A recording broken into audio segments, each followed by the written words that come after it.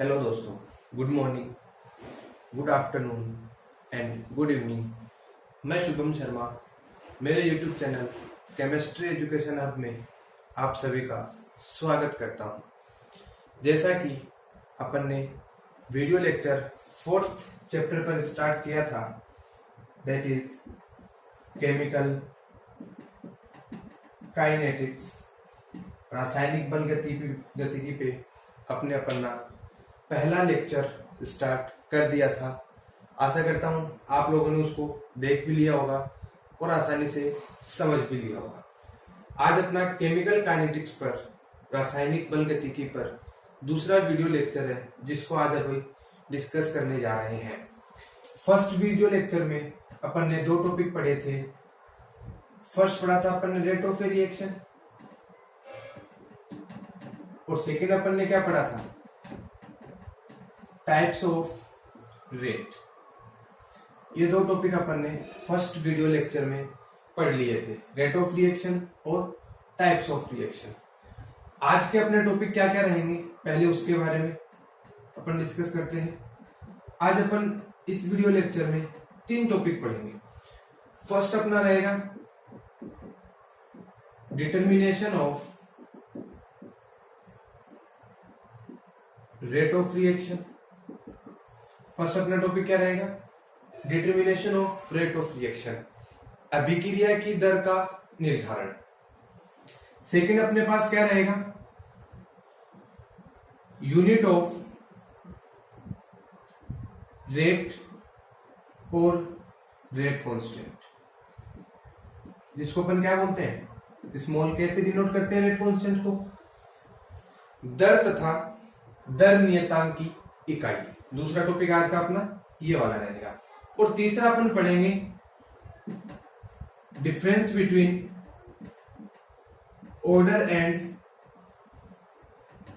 Molecularity. Order को हिंदी में बोलते हैं कोटि, और मोलिकुलरिटी को बोलते हैं अपन अनुसंख्यता। इसका मतलब कोटि तथा अनुसंख्यता में अंतर। आज के 3 टॉपिक अपने पास ये रहेंगे, जिसको अपन इस वीडियो लेक्चर में स्टार्ट करने वाले हैं, और इन 3 टॉपिक के बारे में अपन डिस्कस करने वाले हैं। फर्स्ट अपन पढ़ते हैं, अच्छा, determination of rate of reaction 2 तरीके से होता है, वो भी अपन आगे पढ़ने वाले हैं। गाइस, अपना टॉपिक है आज का determination of rate of reaction. Hindi medium वालों के लिए मैं लिख देता हूं, अभिक्रिया की दर का निर्धारण। ठीक है गाइस, आज का अपना टॉपिक, फर्स्ट टॉपिक आज का अपना सेकंड लेक्चर का ये है, determination of rate of reaction, अभिक्रिया की दर का निर्धारण। ये 2 तरीके से होता है। फर्स्ट अपने पास है on the basis of concentration of reactant and product molecule.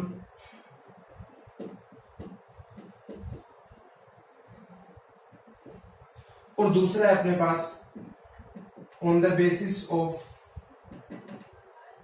only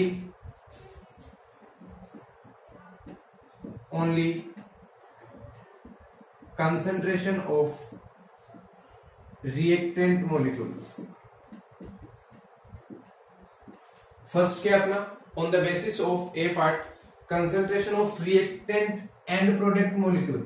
Hindi medium वालों के लिए अभिकारक तथा उत्पाद अणुओं की सांद्रता के आधार पर अभिक्रिया की दर का निर्धारण।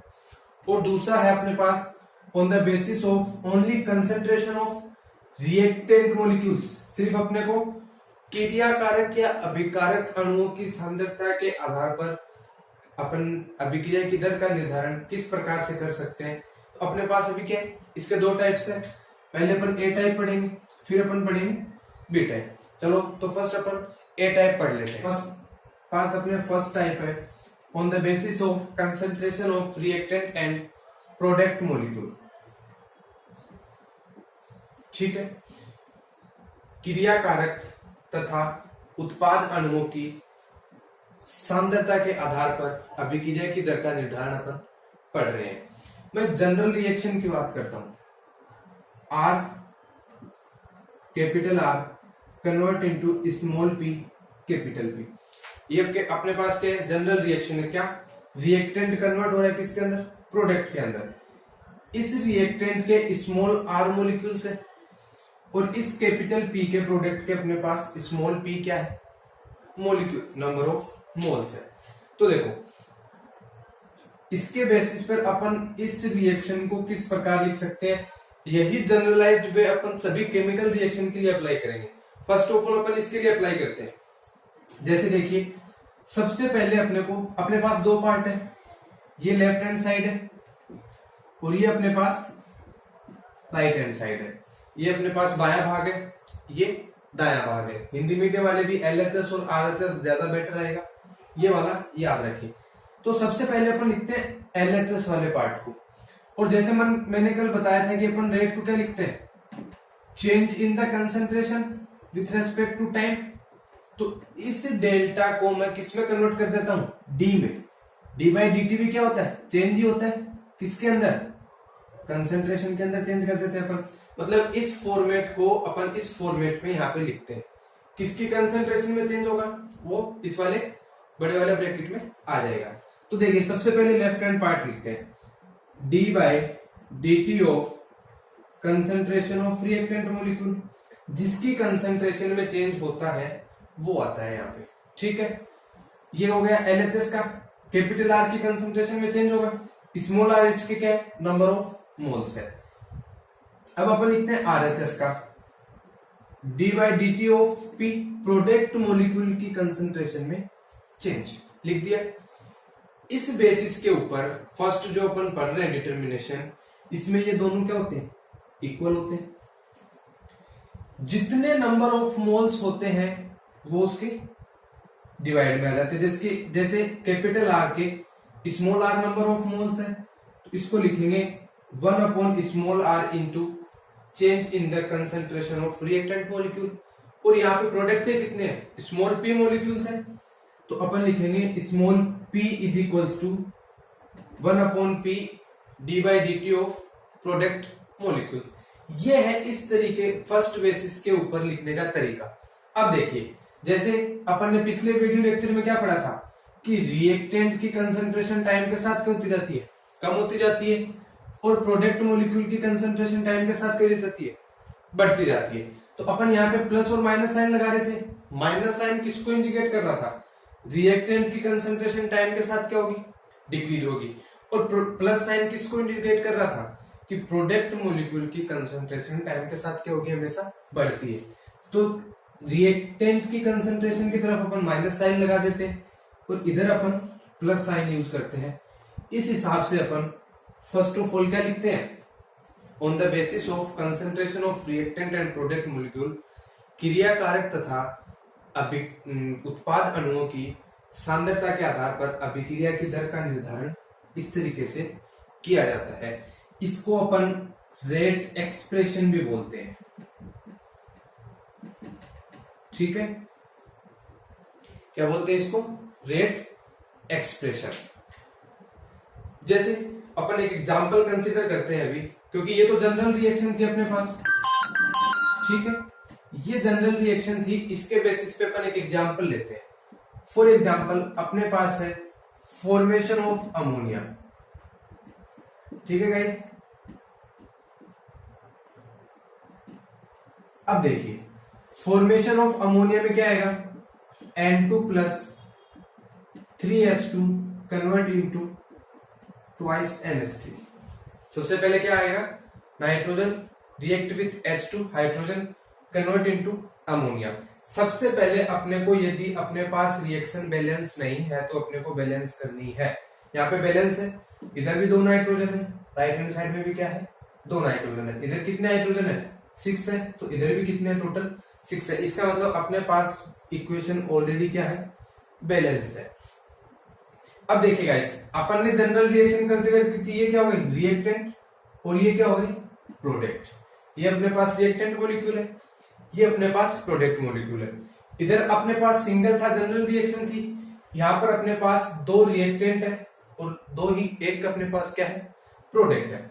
तो देखिए सबसे पहले एक रिएक्टेंट ये रहा, इसके आगे 1 है, 1 को लिखो या मत लिखो कोई खास बात नहीं है।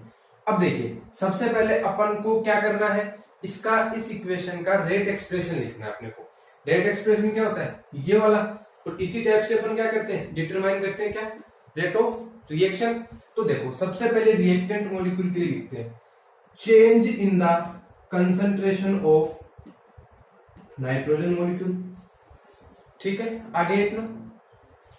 फिर दूसरा रिएक्टेंट क्या अपने पास change in the concentration of hydrogen molecule, और थर्ड अपने पास क्या है प्रोडक्ट है, तो change in the concentration of ammonia with respect to time. Second step मैंने क्या बताई थी, इन तीनों को क्या कर दो इक्वल कर दो, कर दिया तीनों को इक्वल। ये रिएक्टेंट अपने पास, ये भी रिएक्टेंट मॉलिक्यूल की कंसंट्रेशन है, और ये किसकी है प्रोडक्ट मॉलिक्यूल की। तो रिएक्टेंट मॉलिक्यूल की कंसंट्रेशन के आगे हमेशा क्या आता है माइनस साइन, क्योंकि ये टाइम के साथ क्या होती है डिक्रीज होती है, और प्रोडक्ट मॉलिक्यूल की कंसंट्रेशन से पहले क्या आएगा प्लस। प्लस लगाओ तो भी ठीक है या नहीं लगाओ तो भी ठीक है, लेकिन माइनस साइन अपने को जरूर लगाना है। N2 के कितने मोल पार्टिसिपेट कर रहे हैं रिएक्शन में 1 मोल है, इसको अपन 1/1 लिख सकते हैं, या नहीं भी लिखे तो इसको डायरेक्ट अपन यूं भी शो कर सकते हैं -d/dt ऑफ N2। हाइड्रोजन के कितने मोल पार्टिसिपेट कर रहे हैं रिएक्शन के अंदर 3, इसको 1/3 लिख देंगे, 3 से डिवाइड कर देंगे। और यहाँ पे कितने फॉर्मेशन हो रहा है, कितने मॉलिक्यूल्स का फॉर्मेशन हो रहा है 2 का, इसको लिख देंगे 1/2। ये अपने पास किसी भी रिएक्शन के लिए क्या आ गया रेट एक्सप्रेशन आ गया। तो देखिए गाइस जैसा कि मैंने बताया था, इसी रिएक्शन को जनरल कंसीडर करते हुए अपन ने इसके बारे में लिख दिया। तो इस तरीके से आप किसी भी रिएक्शन के लिए, लेकिन वो बैलेंस्ड होनी चाहिए, यदि अनबैलेंस्ड रिएक्शन है तो फिर आपका रेट एक्सप्रेशन हमेशा के लिए क्या आएगा गलत आएगा गाइस। तो ये अपना फर्स्ट पार्ट था on the basis of concentration of reactant and product molecule.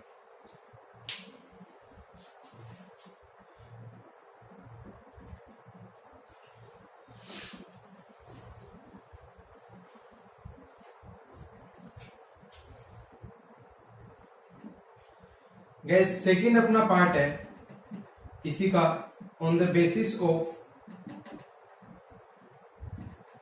Concentration of reactant molecule. Hindi medium वालों के लिए मैं रिपीट कर रहा हूं,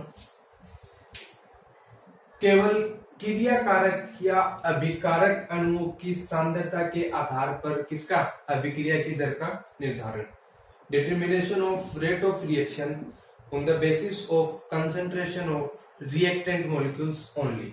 अब देखिए यहां भी अपन एक जनरल रिएक्शन कंसीडर करते हैं, small are capital R convert into small P capital P, मतलब रिएक्टेंट के स्मॉल आर मॉलिक्यूल्स किसमें कन्वर्ट हो रहे हैं प्रोडक्ट के स्मॉल पी मॉलिक्यूल्स के अंदर कन्वर्ट हो रहे हैं। अपने पास ये क्या है जनरल रिएक्शन है, इसी के बेसिस पे अपन क्या करते हैं अभी इसका रेट डिटर्मिनेशन करते हैं। तो देखो इसमें क्या आता है, अपने को पता है rate is directly proportional to concentration of reactant molecules. First of all इसी पे डिपेंड करती है, रिएक्टेंट मॉलिक्यूल पे डिपेंड करती है। अपन फर्स्ट पार्ट में पढ़ चुके हैं कि रेट है वो सिर्फ किसके डायरेक्टली प्रोपोर्शनल होती है रिएक्टेंट की कंसंट्रेशन के। यदि ये फास्टली कन्वर्ट हो रहा है प्रोडक्ट में तब तो टाइम कम लगेगा रिएक्शन में, और यदि ये स्लोली कन्वर्ट हो रहा है प्रोडक्ट के अंदर रिएक्टेंट तो अपने पास टाइम क्या जाएगा ज्यादा आ जाएगा। तो इसको और जनरलाइज्ड वे में क्या लिख सकते हैं, rate is directly proportional to direct concentration of reactant molecule, जो ये साइन होता है, या फिर ऑब्जेक्ट लगा के मैंने क्या बताया था सी के नीचे आप आर भी लिख सकते हो। ये दोनों एक ही बात है, दोनों का रिप्रेजेंटेशन का तरीका है, दोनों का एक ही नाम होगा कंसंट्रेशन ऑफ रिएक्टेंट मॉलिक्यूल या फिर concentration of reactant molecule. Proportional का साइन हटाया था अपन ने, तो रेट क्या आई थी अपने पास, डायरेक्टली प्रपोर्शनल का साइन हटाते ही यहाँ क्या आया था अपने पास, रेट कांस्टेंट। और कंसंट्रेशन ऑफ रिएक्टेंट मॉलिक्यूल आ रही है तो मैं कैपिटल आर लिख देता हूं।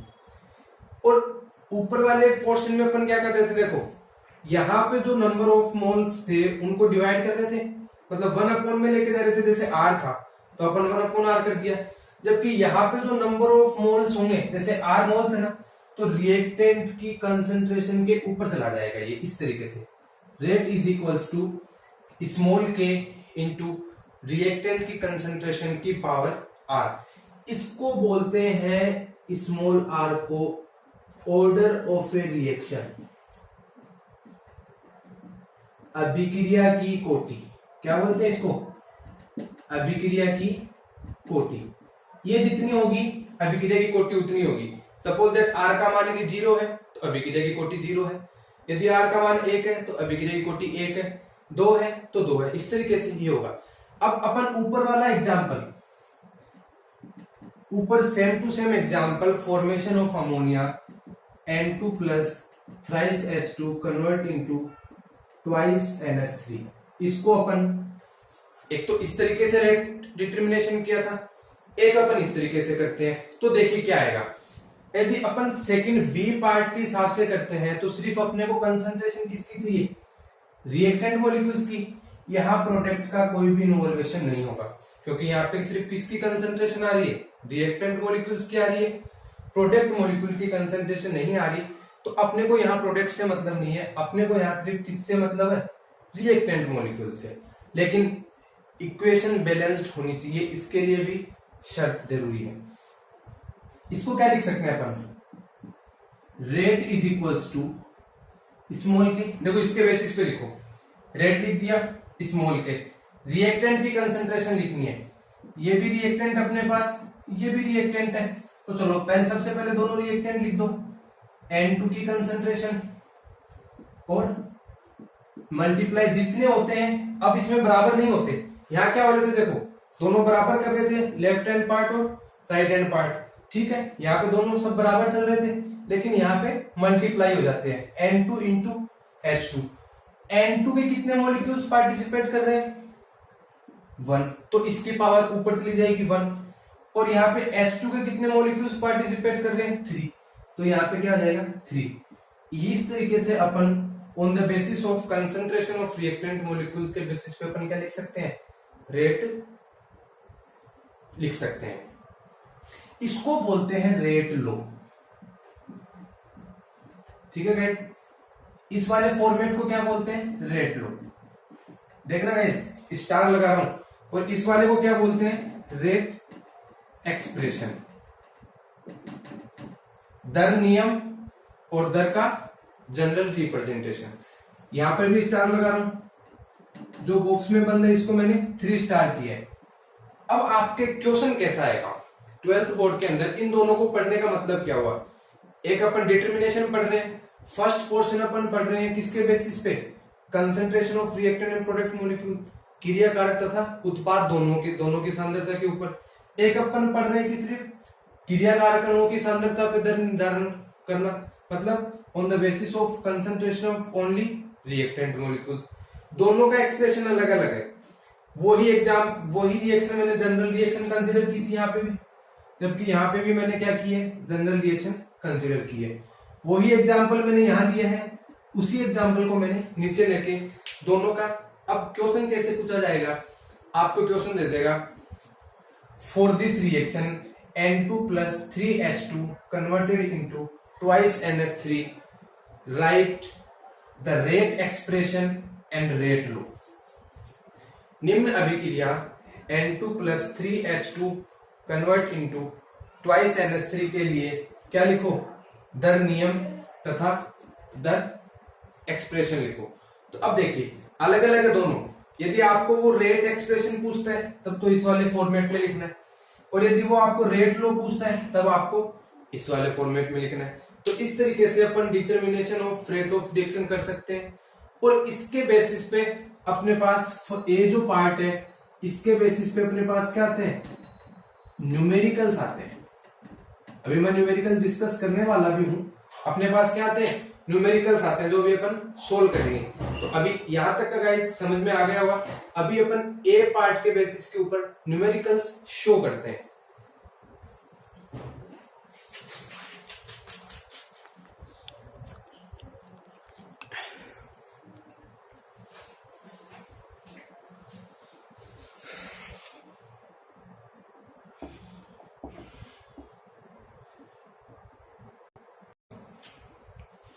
चलो गाइस, ए पार्ट का अपन ने क्लासिफिकेशन पढ़ा था, क्या था, determination of rate of reaction on the basis of concentration of reactant and product molecule. क्रियाकारक तथा उत्पाद अणुओं की सांद्रता के आधार पर किसका निर्धारण करना, दर का निर्धारण करना। अब देखिए उसके बेसिस पे न्यूमेरिकल बनता है। जैसे आपके पास न्यूमेरिकल ये दिया हुआ है, if rate of decomposition of H2 is 3 into 10 to the power minus 2 mole per liter, then what will the rate of formation of NH3। Hindi medium में मैं क्वेश्चन को कन्वर्ट कर देता हूं। यदि H2 अणु के टूटने की दर 3 गुना 10 की पावर माइनस 2 मोल पर लीटर है, तो अमोनिया के बनने की दर को ज्ञात करो। और अपने को इसकी रिएक्शन क्या दी हुई है, वही जो अपन पढ़ के हैं, N2 plus thrice H2 convert into twice NH3। ये आपको केमिकल रिएक्शन दे रखी है कि इस रिएक्शन के लिए H2 मॉलिक्यूल, देखो रिएक्टेंट मॉलिक्यूल्स हमेशा क्या होते हैं, टूटते हैं, डिकम्पोज होते हैं, तो आपको डिकम्पोजिशन देगा। और फॉर्मेशन किसका होता है हमेशा, प्रोडक्ट मॉलिक्यूल्स का। इसका मतलब ये आपके पास प्रोडक्ट है, तो मॉलिक्यूल प्रोडक्ट मॉलिक्यूल्स का हमेशा क्या फॉर्मेशन आएगा, बनने की दर आएगी। तो सबसे पहले इसका अपने को क्या लिखना पड़ेगा, रेट एक्सप्रेशन लिखना पड़ेगा, क्योंकि उसके बिना ये क्वेश्चन नहीं होगा। किसके टूटने की दर दे रहा है, किसके बनने की दर पूछ रहे हैं, ये अपने को किससे निकालना है, ये ऐसा क्वेश्चन किससे सोल्व करना है, बी वाले पार्ट से सोल्व नहीं करके अपने को कौन से पार्ट से सोल्व करना है, जो ए प्रकार का अपना ए टाइप का क्लासिफिकेशन था उस पे। तो सबसे पहले रेट एक्सप्रेशन लिखो। रेट एक्सप्रेशन क्या आएगा, रिएक्टेंट मॉलिक्यूल्स की कंसंट्रेशन में चेंज, इसको बोलते हैं रेट एक्सप्रेशन। वापिस रिएक्टेंट मॉलिक्यूल्स की कंसंट्रेशन में चेंज, और change in the concentration of product molecule. Rate expression लिखने के लिए तीनों को क्या कर दो, इक्वल कर दो। इसके मोल्स कितने हैं, 1/1 ही आएगा। यहाँ पे कितना आएगा, H2 के 3 मोल्स है तो 1/3, अभी जैसा लिखना बताया था पीछे। और NH3 के लिए क्या आ जाएगा, 1/2। तो अब देखिए 1/1 को तो लिखो या मत लिखो एक ही बात है। रिएक्टेंट है, माइनस साइन आएगा। यहाँ पे भी रिएक्टेंट है, माइनस साइन आएगा। प्रोडक्ट है, क्या आएगा, प्लस साइन अपने पास आ जाएगा। तीनों लिख दिया। देखो 3 पोर्शन हो गए इसके, A portion, B portion, C portion. Students इस न्यूमेरिकल को समझ लीजिए, इसके सारे न्यूमेरिकल्स करने आपके लिए इजी हो जाएंगे। अपनी बुक उठाना या फिर आप डायरेक्ट ऑनलाइन सर्च करना, क्वेश्चंस आपके पास आ जाएंगे, सोल्व करने की कोशिश करना, बट इसको बहुत अच्छी तरीके से समझ लेना। अब क्या बोल रहा है ये, अपने को क्या दे रखा है, देखना क्वेश्चन में जाना, decomposition of H2। Decomposition of H2 अपने पास क्या है, रिएक्टेंट मॉलिक्यूल है। इसका मतलब डीकम्पोजिशन ऑफ क्या हो गया, इसका मतलब अपने पास हाइड्रोजन की कंसेंट्रेशन में चेंज आ रहा है, इसको बोलते हैं डीकम्पोजिशन। डीकम्पोजिशन मतलब रिएक्टेंट है तो नेगेटिव साइन आएगा अपने पास, ठीक है। और इसकी वैल्यू देखो, dy/dt ऑफ H2, इसके डीकम्पोजिशन की वैल्यू कितनी दे रखी है अपने को, 3 into 10⁻², ये दे रखी है। और इसके साथ माइनस साइन भी आएगा, लेकिन इसके साथ इसके नंबर ऑफ मोल्स नहीं आएंगे। इसका मतलब अपने को सिर्फ इतने इतने पार्ट की वैल्यू दे रखी है। ध्यान से समझना गाइस न्यूमेरिकल्स को। डीकम्पोजिशन ऑफ H2, डीकम्पोजिशन इसका मतलब ये क्या है, रिएक्टेंट मॉलिक्यूल है, क्रियाकारक अणु, तो इसका चेंज लिख दिया अपन ने, और इसके साथ नेगेटिव साइन, मतलब अपने को इतनी इतनी की वैल्यू दे रखी है। इसकी वैल्यू अपने को 3 इंटू 10⁻⁻2 दी हुई है। तो देखो गाइस, अपन क्या लिखते हैं, इतने की वैल्यू लिख देते हैं 3 इंटू 10⁻², माइनस साइन इंक्लूड हो गया साथ में, और 1/3 अलग से है। इधर क्या है, माइनस d/n2 ऑफ dt, और इसके राइट हैंड साइड में क्या है, प्लस का 1/2 d/dt ऑफ NH3 दो है। अब देखो ये वैल्यू आपके पास है, इसका मतलब ये वाला पोर्शन इसके इक्वल भी है, ये वाला पोर्शन इसके इक्वल है, तीनों आपस में क्या है, इक्वल है। इक्वल का साइन है तीनों के बीच में। अब अपने को क्या पूछा है, फॉर्मेशन ऑफ अमोनिया, NH3 का फॉर्मेशन। इसका मतलब किसकी वैल्यू पूछ रहा है वो, d/dt ऑफ NH3, और फॉर्मेशन आ रहा है तो प्लस साइन आएगा, और प्लस तो लगाओ चाहे मत लगाओ एक ही बात है। इसका मतलब अपने को वो इसकी वैल्यू पूछ रहा है। तो देखो इसकी वैल्यू है अपने पास, इसकी वैल्यू पूछ रहे हैं, तो अपन जो बी वाला पार्ट और सी वाला पार्ट है इसको क्या कर देते हैं, इक्वल कर देते हैं। तो देखिएगा नेक्स्ट स्टेप में क्या आएगा, 1/3 into 3 into 10⁻⁻2 is equals to 1/2 d/dt of NH3। इसकी वैल्यू चाहिए अपने को सिर्फ, इसको तो इधर रख लेते हैं, ये 2 ऊपर जाएगा। तो देखना गाइस क्या होगा, d/dt of NH3 is equals to, ये 2 इधर आएगा तो क्या आएगा, 2 इंटू 3 इंटू 10⁻⁻2 अपोन में क्या आएगा 3 से 3 कैंसिल आउट। तो इसकी वैल्यू अपने पास निकल के कितनी आई, 2 इंटू 10⁻⁻2, और जो यूनिट आपको क्वेश्चन में दे रखी है वही क्या लगानी है, यहां लगानी है, मोल पर लीटर। इसका मतलब इसके फॉर्मेशन की जो रेट ऑफ रिएक्शन है वो कितनी आएगी आपके पास, 2 इंटू 10⁻⁻2 मोल पर लीटर आएगी। गाइस ये अपना न्यूमेरिकल था, डीकम्पोजिशन। अच्छा, इसका एक पार्ट और बनता है क्वेश्चन का, वो डीकम्पोजिशन किसका पूछ सकता है, यहाँ पे नाइट्रोजन का भी पूछ सकता है। तो आप नाइट्रोजन का भी कैलकुलेट कर सकते हो। तब क्या करोगे आप, ए और जो बी पार्ट है इसको क्या कर दोगे, इक्वल कर दोगे। तो ए और बी पार्ट इक्वल हो जाएगा, तो फिर यहां से d/n2 dt माइनस की वैल्यू निकल के आ जाएगी। इसको ट्राई करने की कोशिश करना कि आपको a is equal to B करके decomposition of d/dt of N2 निकालना है। नाइट्रोजन के डीकम्पोजिशन के आपको रेट ऑफ रिएक्शन भी निकालनी है। इस तरीके से गाइस आपके न्यूमेरिकल्स बनते हैं। एक न्यूमेरिकल मैं यहाँ नोट कर रहा हूँ जिसको आप इजीली सोल्व कर सकते हो, वो मैं सोल्व नहीं करूंगा, वो आपको प्रैक्टिस के लिए मैं लिख के दे रहा हूँ ताकि आपको इसके बेसिस के ऊपर उस क्वेश्चन को भी आप सोल्व कर सको। ये वाला क्वेश्चन आपके लिए मैंने प्रैक्टिस के लिए दे रहा हूँ। फॉर ए केमिकल रिएक्शन, एक हाइपोथेटिकल रिएक्शन है, 5/2a + 3b convert into 4c + 5d। ये क्या बोल रहा है, if the rate of formation of D के बनने की दर, हिंदी में भी कन्वर्ट कर रहा हूं साथ साथ, डी के बनने की दर कितनी दे रखी है आपको, फॉर्मेशन ऑफ डी कितना दे रखा है, 2.92 इंटू 10⁻³ मोल लीटर इनवर्स सेकेंड इनवर्स। तो सबसे पहले आप लिख लो कि आपको दे क्या रखा है, थोड़ा सा मैं डिस्कस कर देता हूं इसको आगे। सबसे पहले आपको दे रखा है d/dt ऑफ डी, इसके फॉर्मेशन की आपको रेट ऑफ रिएक्शन दे रखी कितनी, 2.92 इंटू 10⁻³ फॉर्मेशन हो रहा है। इसका मतलब ये हमेशा क्या होगा, प्रोडक्ट होगा, और प्रोडक्ट होगा तो इसके पहले हमेशा क्या आएगा, प्लस साइन। लगाओ या मत लगाओ कोई खास बात नहीं है। इसकी वैल्यू आपको दे रखी है, कैलकुलेट क्या करवा रहा है, then what will be the decomposition of A, कि डीकम्पोजिशन ऑफ ए के टूटने की दर क्या होगी।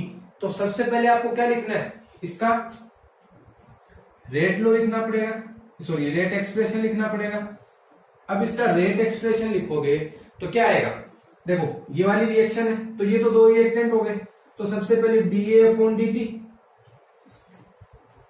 dB/dt, प्रोडक्ट क्या आपके पास COD, तो dC/dt और D/dt, चारों को क्या करना है अपने को बराबर करना है, ठीक है। इसके नंबर ऑफ मोल्स कितने हैं, 5/2 है तो 1/5/2 लिखेंगे, तो ये 2 ऊपर जाके 2/5 हो जाएगा। इधर क्या लिखेंगे 1/3, इधर क्या लिखेंगे 1/4, और डी के मोल्स कितने हैं 5, तो इसको 1/5। देखिए गाइस ये दो क्या है आपके पास रिएक्टेंट है, जिनको हिंदी में क्या बोलते हैं क्रिया कारक है ये आपके पास, और ये दो आपके पास क्या है प्रोडक्ट है, जिनको क्या बोलते हैं उत्पाद अपन बोलते हैं। तो रिएक्टेंट है तो उनसे दोनों से पहले क्या आएगा माइनस साइन, क्योंकि इनकी रेट है वो क्या होती है टाइम के साथ डिक्रीज होती है, और इन दोनों से पहले क्या आएगा प्लस आएगा।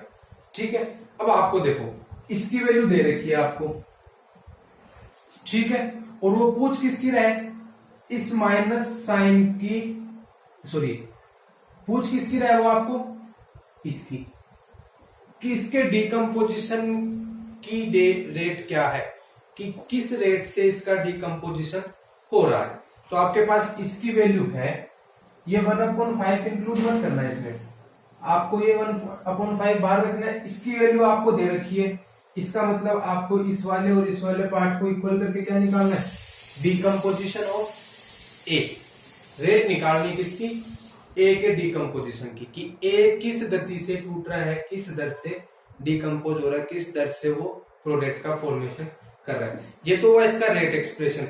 यदि इसी इक्वेशन का अपने को रेट लॉ लिखना हो तो क्या लिखेंगे अपन, रेट लॉ में क्या आता है rate is directly proportional to concentration of, और डायरेक्टली का साइन हट के क्या लग जाता है स्मॉल के आ जाता है। अब रिएक्टेंट कौन कौन से यहाँ पे ए और बी, तो ये ए की कंसंट्रेशन इंटू बी की कंसंट्रेशन, ए के नंबर ऑफ मॉलिक्यूल्स कितने हैं तो 5/2 आ जाएगा, और बी के कितने 3 आ जाएगा। ठीक है गाइस, अब देखो ये 5/2 जितने रिएक्टेंट मॉलिक्यूल है ना उनकी पावर को जोड़ दो, ये क्या कहलाती है ऑर्डर ऑफ रिएक्शन, अभिक्रिया की कोटि।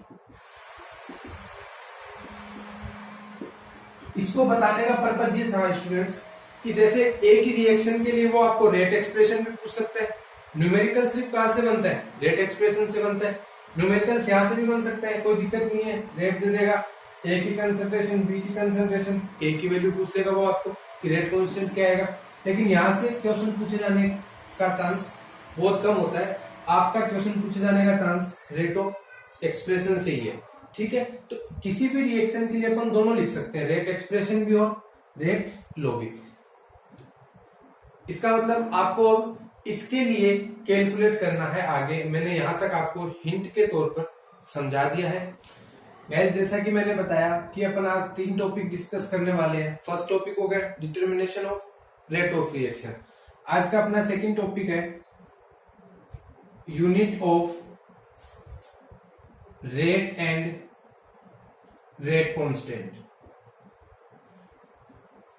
ठीक है, हिंदी वालों के लिए दर तथा दर नियतांक की इकाई।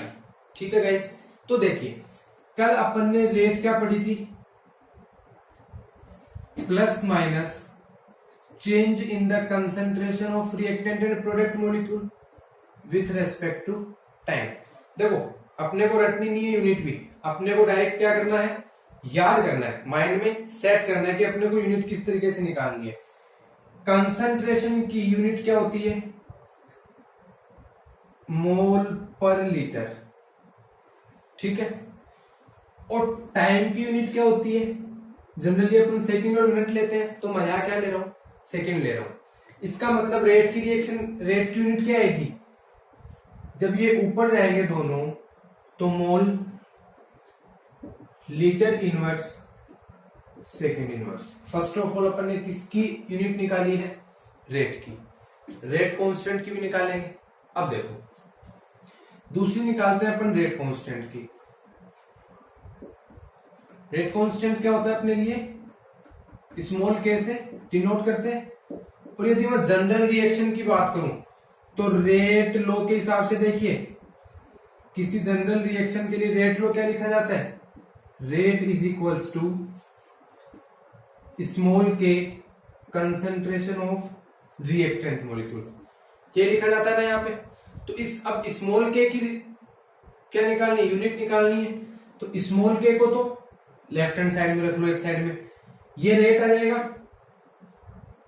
और इसके नीचे क्या जाएगा अपने पास, रिएक्टेंट की कंसंट्रेशन। ठीक है, अब अपने को क्या करना है, देखो यहां पे रखो, रेट की अपने पास यूनिट कितनी है, अभी अभी निकाली है अपन ने, मोल लीटर इनवर्स सेकंड इनवर्स। ये किसकी निकाली है अपन ने, रेट की। और ये कंसंट्रेशन है, तो कंसंट्रेशन की यूनिट क्या होती है, मोल पर लीटर। ठीक है, तो देखो इसको अभी यहाँ पे आर ही रहने दो, क्योंकि अपने को रिएक्टेंट की कंसंट्रेशन है और कंसंट्रेशन की यूनिट कितनी होती है, मोल पर लीटर, ये अपने को पता है। अब अपन इसको एज इट इज रहने देते हैं, क्यों, क्योंकि अभी जैसे मैंने बोला कि इसके बेसिस पे यहां जैसे इसके ऊपर अपन पावर लगाते हैं, उसके बेसिस पे अपन order of reaction find out करते हैं। यदि यहाँ पे 0 है, इसका मतलब ऑर्डर कितना है रिएक्शन का, 0। यदि यहाँ पे 1 है तो ऑर्डर कितना आएगा, 1 आएगा। 2 है तो 2 आएगा। तो मैं यहाँ डायरेक्ट बता देता हूं आपको छोटा सा, कि यदि अपन फर्स्ट क्या निकालेंगे, 0 ऑर्डर रिएक्शन। 0 ऑर्डर रिएक्शन के लिए अपन क्या निकालेंगे, रेट कांस्टेंट निकालेंगे। तो 0 ऑर्डर रेट रिएक्शन के लिए रेट कांस्टेंट मतलब शून्य कोटि की अभिक्रिया के लिए दर नियतांक क्या होगा, देखो ये रिएक्शन देखो आप, यदि ऑर्डर 0 है तो यहाँ पे 0 आएगा। और अपन मैथमेटिकल पोर्शन में क्या पढ़ते हैं, x की पावर 0, किसी की भी पावर 0 हो उसका मान कितना होता है, 1 होता है गाइस। तो देखो 1 होता है तो इसकी वैल्यू कितनी हो जाएगी, 1 हो जाएगी। ठीक है, इसका मतलब मैं यहां पे लिख देता हूं, देखो नीचे इजीली समझा देता हूं कि रेट इज इक्वल टू क्या होता है अपने पास, स्मॉल के रिएक्टेंट की कंसंट्रेशन कितनी है, 0, और किसी की भी पावर 0 का मान 1, तो रेट किसके इक्वल आएगा, स्मॉल के। इसका मतलब 0 ऑर्डर रिएक्शन के लिए जो यूनिट रेट की है वही यूनिट किसकी होगी, रेट कांस्टेंट की। इसका मतलब इसके लिए रेट कांस्टेंट की यूनिट कितनी आती है, स्मॉल के इज इक्वल टू रेट की यूनिट कितनी है अपने पास, देखो ये रही, मोल लीटर इनवर्स सेकेंड इनवर्स। ठीक है गाइस, अब अपन निकालते हैं first order reaction. First order reaction के लिए अपन क्या निकालते हैं, रेट कांस्टेंट की यूनिट निकालते हैं। तो अपना जनरल कॉन्सेप्ट यही है, rate is equals to small K R. अब 0 की जगह कितना आ जाएगा, पावर 1 आ जाएगी, तो इसको 1 ऑर्डर बोलेंगे। तो स्मॉल के इज इक्वल्स टू क्या आएगा, रेट। और अब देखो इसका मान 1 नहीं होगा, अब कितना होगा, ये आर ही रहेगा, कि अपने को इसकी कंसंट्रेशन की यूनिट लिखनी है। रेट की यूनिट अपने पास कितनी है, मोल लीटर इनवर्स सेकेंड इनवर्स है। और रिएक्टेंट की कंसंट्रेशन, तो कंसंट्रेशन तो चाहे रिएक्टेंट क्यों प्रोडक्ट क्यों, कंसंट्रेशन की यूनिट कितनी रहेगी, कंसंट्रेशन की यूनिट अलग से लिख देता हूं मैं यहाँ पे, मोल पर लीटर।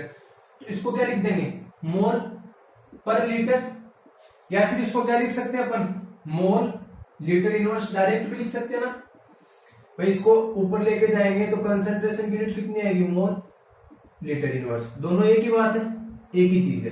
देखो मोल से मोल कैंसिल आउट, लीटर इनवर्स से लीटर, कितना बचा, तो यहाँ पे के की यूनिट कितनी आई, सेकेंड इनवर्स। तो देखो इसके लिए रेट कांस्टेंट कितनी की वैल्यू कितनी आई अपने पास, mole litre inverse second inverse, किसके लिए, 0 ऑर्डर के लिए। फर्स्ट ऑर्डर के लिए कितनी आई, सेकेंड इनवर्स। ऐसे अपन सेकेंड ऑर्डर के लिए भी निकाल सकते हैं। और सेकेंड ऑर्डर रिएक्शन के लिए क्या हो जाएगा, रेट लो क्या लिखा जाएगा, रेट स्मॉल के आर की पावर 2। तो देखो अब ये आर की पावर 2 हो गई,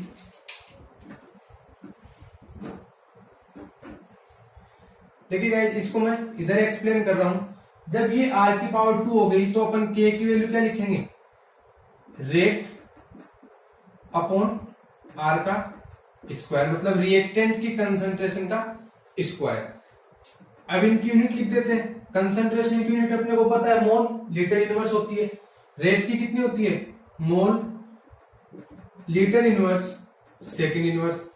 और आर की कंसंट्रेशन की क्या होगी, मोल लीटर इनवर्स, तो ये लो मोल इंटू लीटर इनवर्स। अब वहां पे तो क्या था, इसकी पावर 1 थी तो 1 ही रह गया। यहाँ पे इसका स्क्वायर करना है, इसका स्क्वायर करोगे तो इसको अंदर खोल के लिखोगे तो क्या आएगा, मोल लीटर इनवर्स सेकंड इनवर्स। देखो अपॉन में क्या आएगा, मोल का स्क्वायर लीटर इनवर्स का स्क्वायर, मतलब ये दो हो जाएंगे। अपन जनरली मैथमेटिकल फॉर्मूला क्या यूज करते हैं, a इंटू बी का यदि स्क्वायर है तो इसको क्या लिखते हैं, ए स्क्वायर इंटू बी स्क्वायर। इसी फॉर्मूले से अपन ने इसको सोल्व किया है। ये जनरली मैं बायो वाले स्टूडेंट्स के लिए डिस्कस कर रहा हूँ फॉर्मूले, साथ में मैं लिख रहा हूँ, आपको याद नहीं हो तो आप इसको याद कर सकते हैं यहाँ से। तो के की वैल्यू क्या आएगी, देखो एक मोल से एक मोल कैंसिल, एक इनवर्स से एक इनवर्स कैंसिल, क्या बचा second inverse upon mole into litre -1। ये काट पीट के अपने पास क्या रह गया, इतना रह गया। अब इसको नीचे वाले पोर्शन को ऊपर भेजते हैं तो क्या आएगा, देखो मोल पॉजिटिव में है, ऊपर जाके किस में हो जाएगा, इनवर्स में, तो मोल इनवर्स। ये इनवर्स में यहां से ऊपर जाएगा तो साइन चेंज, तो लीटर 1 में आ जाएगा, और क्या आएगा सेकंड इनवर्स, ये इसकी आ जाएगी unit, mole inverse litre second inverse. तो गाइस अपन ने यहाँ पे जीरो ऑर्डर के लिए, फर्स्ट ऑर्डर के लिए और सेकंड ऑर्डर के लिए क्या निकाला है अपन ने, रेट कांस्टेंट की यूनिट अपन ने निकाली है। चलिए गाइस, जो अभी मैंने आपको बताया था, 5 चीजें बताई थी मैंने, कंसंट्रेशन की यूनिट मोल अपॉन मोल पर लीटर होती है, रेट की बता दी, जीरो ऑर्डर के लिए निकाला था, फर्स्ट ऑर्डर के लिए और सेकंड ऑर्डर के लिए। अब यदि आपके पास एक नंबर का डायरेक्ट क्वेश्चन आ जाए क्या, कि सेकंड ऑर्डर के लिए आप क्या लिखो, रेट कांस्टेंट की यूनिट लिखो, तो आपको याद रखने की जरूरत नहीं है, इसको रखने की जरूरत नहीं है। किस तरीके से, देखो डायरेक्ट मेथड बताता हूं इसका, शॉर्टकट मेथड जिसको अपन बोलते हैं, और इसको बोलते हैं nth ऑर्डर रिएक्शन। मतलब n का मान आप कुछ भी ले सकते हो, 3/2, 1, 2, 3, किसी भी रिएक्शन के लिए आप निकाल सकते हो। तो देखो रेट कांस्टेंट की वैल्यू क्या आएगी, मोल 1 - n litre n-1 second inverse. ये आता है अपने पास nth ऑर्डर रिएक्शन के लिए रेट कांस्टेंट की यूनिट निकालने का फॉर्मूला। अब n की वैल्यू आप कुछ भी ले सकते हो, 0, 1, 2, 3, फ्रैक्शन में भी ले सकते हो, 3/2, 1/2, 5/2, इस तरीके से। तो देखो इस फॉर्मूले का अपन क्या कर रहे हैं, एक्सपेरिमेंट कर रहे हैं जीरो ऑर्डर रिएक्शन के लिए। देखते हैं, सबसे पहले n की वैल्यू 0 पुट करके देखते हैं। तो देखो क्या आएगा, small k is equals to mole 1 - 0 litre 0 - 1 second inverse. और इसको आगे और सोल्व करते हैं तो ये कितना आएगा, 1 - 0 0 - 1 -1, तो ये क्या आएगा, मोल 1 लीटर इनवर्स सेकेंड इनवर्स। तो देख लीजिए जीरो ऑर्डर के लिए जो यूनिट इस वाले डायरेक्ट वाले फॉर्मूले से आई है, nth ऑर्डर रिएक्शन वाले से, वही की वही वैल्यू अपने पास क्या है, पहले भी थी, तो यूनिट अपन इस वाले फॉर्मूले से भी इजीली निकाल सकते हैं। अब फर्स्ट ऑर्डर के लिए निकालना है तो n की वैल्यू कितनी रखनी होगी, 1। जिस ऑर्डर के लिए पूछे वो n की वैल्यू, इसका मतलब यहाँ n इज इक्वल टू क्या लिख सकते हैं, ऑर्डर ऑफ ए रिएक्शन। एक अभिक्रिया के लिए क्या है, कोटि की संख्या, कि जितने कोटि की अभिक्रिया है, जितनी कोटि की अभिक्रिया के लिए पूछे n की वैल्यू उतनी रख दो। सपोज दैट मैं बोल रहा हूँ कि n इज इक्वल्स टू 1, मतलब फर्स्ट ऑर्डर रिएक्शन प्रथम कोटि की अभिक्रिया के लिए किसकी यूनिट निकालो, किसकी इकाई निकालो, रेट कांस्टेंट की। तो क्या आएगा, small k is equals to, formula अपने पास ये वाला ऊपर वाला, तो इसमें रखो देखो मोल। अब n की वैल्यू कितनी रखनी है, 1, तो 1 - 1 लीटर 1 - 1 यहाँ पे, और सेकंड इनवर्स। तो देखो 1 - 1 0 लीटर 1 - 1 0, तो ये क्या आएगा, मोल 0 लीटर की पावर 0, और अपने पास क्या है, सेकंड इनवर्स। और अभी मैंने बताया कि मैथमेटिक्स में किसी की भी पावर 0 उसकी वैल्यू 1, तो इसकी भी वैल्यू 1 हो जाएगी और इसकी भी वैल्यू 1 हो जाएगी। तो k की यूनिट कितनी बचेगी, सिर्फ सेकंड इनवर्स। देख लीजिए गाइस, मैच कर लीजिए, जो अपन ने जिस तरीके से निकाली थी फॉर्मूले लगा के, वही तब भी वही आ रही है, और डायरेक्ट एक नंबर का क्वेश्चन आपसे ये पूछ ले तब आप डायरेक्ट इस वाले फॉर्मूले को लगा के, रटने की जरूरत नहीं है, आप एक्सपेरिमेंटल निकाल सकते हो इसको। यदि वो n इक्वल्स टू 2 के लिए पूछ ले तो देखो n इक्वल्स टू 2 के लिए k इक्वल्स टू कितना आएगा, मोल, n की वैल्यू 2 लिखो, 1 माइनस 2 लीटर, n पहले लीटर में तो 2 माइनस 1 सेकेंड इनवर्स। तो देखो k इक्वल्स टू क्या आएगा, मोल, 1 में से 2 गया, माइनस 1 बचेगा, लीटर 1 बचेगा और सेकेंड इनवर्स। तो क्या आएगा, mole inverse litre second inverse. Guys match कर लीजिए, यही की यही यूनिट यहाँ पे mole inverse litre second inverse. अब वो यदि आपको फ्रैक्शन में पूछे,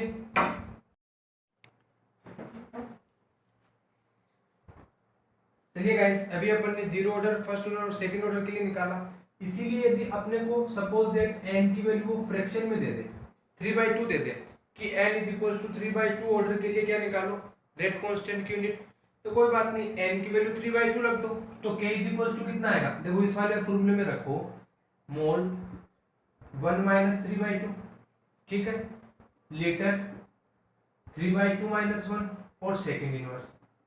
तो इसको सोल्व करेंगे तो क्या आएगा, k is equals to mole minus half litre plus half और सेकेंड इनवर्स। इस तरीके से अपन किसी भी ऑर्डर के लिए डायरेक्ट इस 3 स्टार वाले फॉर्मूले से क्या निकाल सकते हैं, डायरेक्ट मेथड से अपन किसी भी ऑर्डर की रिएक्शन का रेट कांस्टेंट की यूनिट को फाइंड आउट कर सकते हैं। अपन दर नियतांक की इकाई निकाल सकते हैं किस वाले फॉर्मूले से, सिर्फ इस वाले फॉर्मूले से। इधर मैंने ये पांचों डिस्कस भी किए थे, अपन ने एक्सपेरिमेंटल भी इनको निकाला था, पूरा कैलकुलेशन करके निकाला था, डायरेक्ट भी अपन निकाल सकते हैं। तो इस एक फॉर्मूले से डायरेक्ट से आप क्या कर सकते हो, first zero order, first order, second order, nth order, n की वैल्यू कुछ भी दे रखी हो, आप इजीली क्या कर सकते हो, रेट कांस्टेंट की यूनिट निकाल सकते हो, दर नियतांक की इकाई का निर्धारण कर सकते हो। इस प्रकार से आपको हेल्प क्या मिलेगी, रट्टाफिकेशन बंद हो जाएगी आपकी, रटना नहीं पड़ेगा, इनको यूनिट को एकदम रटने की जरूरत नहीं है, डायरेक्ट अपने दिमाग में सेटअप हो जाएगा कि हाँ भाई अपने को यदि रेट की यूनिट याद है तो अपन सारे निकाल सकते हैं, और यदि अपने को ये वाला फॉर्मूला याद है तो अपन डायरेक्ट भी वैसे निकाल सकते हैं। तो आज का अपना सेकंड टॉपिक था unit of rate and rate constant, ये अपना हो गया कंप्लीट। ठीक है गाइस, आज का अपना थर्ड टॉपिक है difference between order and molecularity, अभिक्रिया की कोटि तथा अणुसंख्यता में अंतर। एक तरफ मैंने कोटि को लिया है, ऑर्डर को लिया है, एक तरफ मैंने अणुसंख्यता को लिया है, और इनमें मैंने 4 आपको डिफरेंस दोनों तरफ शो कर रखे हैं। तो फर्स्ट डिफरेंस है वो तो इनकी डेफिनेशन क्या हो जाएगा, ऑर्डर की डेफिनेशन क्या होती है, the order of a reaction is total sum of the power of concentration in rate low. Hindi medium वालों के लिए अभिक्रिया की कोटि की परिभाषा क्या हो जाएगी कि अपन जो दर नियम निकालते हैं उसके अंदर जो रिएक्टेंट मॉलिक्यूल्स है उनकी घातांक का योग क्या हो जाएगा अपने पास, अभिक्रिया की कोटि। फॉर एग्जांपल अपन ने एक एग्जांपल लिया है N1A plus N2B convert into product, तो इसके लिए रेट लो लिखेंगे तो क्या आएगा, ये आएगा rate is equals to small K A की पावर n1, इसके n1 मॉलिक्यूल तो ऊपर चला जाएगा, रेट लो तो इसी तरीके से लिखा जाता है, और b की पावर n2 हो जाएगा। तो इन दो दोनों का सम आएगा, जितने रिएक्टेंट मॉलिक्यूल है उनकी घातांक, उनकी पावर का क्या कर दो, एडिशन कर दो, वो किसके बराबर हो जाएगा, ऑर्डर के बराबर हो जाएगा। ठीक है, और इस प्रोडक्ट की जगह सपोज दैट मैं क्या लेता हूं यहाँ पे, जैसे मैं ये लेता हूं N3C प्लस N4D, अपने पास 4 प्रोडक्ट बन रहे हैं। ठीक है, 2 प्रोडक्ट बन रहे हैं, 2 रिएक्टेंट है, 2 प्रोडक्ट है, तो देखिए सिर्फ यहाँ तो रिएक्टेंट ही है ना, तो इसकी ऑर्डर कितनी हुई N1 प्लस N2, जबकि मॉलिक्यूलरिटी देखिए क्या होती है, अणुसंख्यता, it is the number of molecules which take part in the chemical reaction, और ब्रैकेट में मैंने इसकी दूसरी डेफिनेशन क्या लिखी है, involvement of total number of reactant and product molecules. Hindi medium वालों के लिए क्या है कि एक रासायनिक अभिक्रिया में जितने अणु पार्टिसिपेट करते हैं, चाहे वो अभिकारक अणु हो चाहे वो उत्पाद अणु के हो, जैसे इसी वाले एग्जांपल को मैं यहाँ कंसीडर करता हूँ, तो इसके लिए मोलिकुलरिटी कितनी आएगी, अनुसंख्यता कितनी आएगी, इन चारों का N1 plus N2 plus N3 plus N4, ये अपने पास क्या हो जाएगी इसकी मोलिकुलरिटी। तो डिफरेंस समझ में आ गया इनका। ऑर्डर ऑफ रिएक्शन हमेशा किससे आती है, रेट लो से, दर नियम से आती है। जबकि यहाँ पे अपने पास अनुसंख्यता किससे आएगी हमेशा, कि क्रियाकारक के अणु, रिएक्टेंट मॉलिक्यूल्स और प्रोडक्ट मॉलिक्यूल्स, उत्पाद के अणु जितने पार्टिसिपेट कर रहे हैं रिएक्शन में, वो क्या हो जाएगी उसकी मोलिकुलरिटी। अब देखिए दूसरा इनके बीच में डिफरेंस देखिए, जो ऑर्डर ऑफ रिएक्शन है वो 0 भी हो सकती है, 1 भी हो सकती है, 2 भी हो सकती है, नेगेटिव भी हो सकती है, और in the form of fraction, मतलब भिन्न के रूप में भी हो सकती है। तो ये है कि ऑर्डर किस किस फॉर्म में हो सकती है, अभी अपन पढ़ गए हैं 0 order, first order, second order. 3/2 के लिए अभी अपन ने क्या निकाला था, रेट कांस्टेंट यूनिट निकाली थी। इसके साथ साथ ये नेगेटिव भी हो सकती है, जबकि मोलिकुलरिटी हमेशा क्या होगी, पॉजिटिव होगी, धनात्मक हमेशा होगी। जबकि ये धनात्मक, ऋणात्मक अथवा भिन्न के रूप में भी ये हो सकती है, फ्रैक्शन के रूप में भी हो सकती है। थर्ड डिफरेंस देखिए इनके बीच का, higher orders are possible such as 5, 6, 7, 1, 2, 3 तक की तो पढ़ी थी, 4 ऑर्डर भी हो सकता है, 5 ऑर्डर, 6 ऑर्डर, 7 ऑर्डर, मतलब हायर ऑर्डर हमेशा क्या होता है, पॉसिबल होता है किसी भी रिएक्शन के लिए। जबकि मोलिकुलरिटी वो हाईएस्ट कितनी होती है, +4 हाईएस्ट हो सकती है, 5, 6, 7 तक वो नहीं जाती है। लास्ट एंड फोर्थ कॉमन है दोनों के लिए पॉइंट, लेकिन एक तरीके से अपने को कंसीडर करना था deciding factor in rate determining step. अभिक्रिया की दर का जब निर्धारण करते हैं तब भी अपन ऑर्डर ऑफ पढ़ते हैं। तो याद कीजिए मैंने स्टार्टिंग में क्लासिफिकेशन बताया था, determination of rate of reaction, उसके दोनों पार्ट थे। तो दोनों पार्ट में क्या आ रहा था, यहाँ पे ऑर्डर आ रहा था ना, वहां से सेकंड वाले पार्ट से क्या निकल के आ रहा था, ऑर्डर निकल के आ रहा था अपने पास इस वाले पोर्शन से, यहाँ पे ऑर्डर निकल के आया। और अपन ने, मैंने क्या बोला था न्यूमेरिकल सोल्व करते वक्त ए पार्ट से, कि अपने को सबसे पहले रिएक्शन को बैलेंस करना है।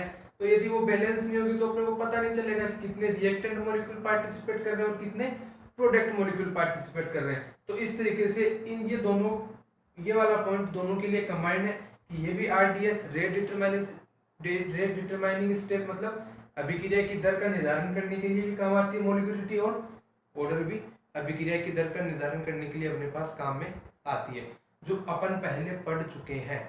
तो गाइस इस तरीके से अपने आज तीसरा topic difference between order and molecularity, ये भी क्या कर लिया अपन ने, डिस्कस कर लिया है। तो आज अपन ने 3 टॉपिक कवर कर लिए हैं।